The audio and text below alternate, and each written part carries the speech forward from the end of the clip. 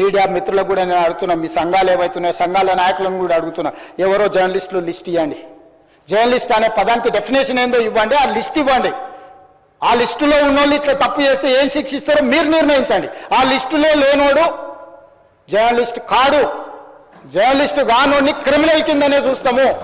ఆ క్రిమినల్స్ని ఎట్లా జవాబు చెప్పాలనో గట్లనే చెప్తాం. ముసుగేసుకొని వస్తే ముసుగు ఊడవికి బట్టలు గుడ్డలు ఊడదీసి కొడతా అని చెప్తున్నా. నేను తమాషా చేయొద్దు. నేను కూడా మనిషిని, నాకు చీమునెత్తురుంది. అన్నిటికీ బరాయించుకుంటే తప్పులని అన్నిటిని మోసుకుంటే ఏదో కుర్చీలు ఉన్నా కాబట్టి ఊరుకుంటా అని ఏమన్నా ఏషాలు వేయదలుచుకోరాం. అన్ని చట్టపరంగానే చేస్తా. చట్టాన్ని పరిధి నేను దాటను. ప్రతిదానికి ఒక శిక్ష, ఒక విధానం ఉంది. ఏది కూడా పరిధి దాటను, ఎందుకంటే నేను ముఖ్యమంత్రిని.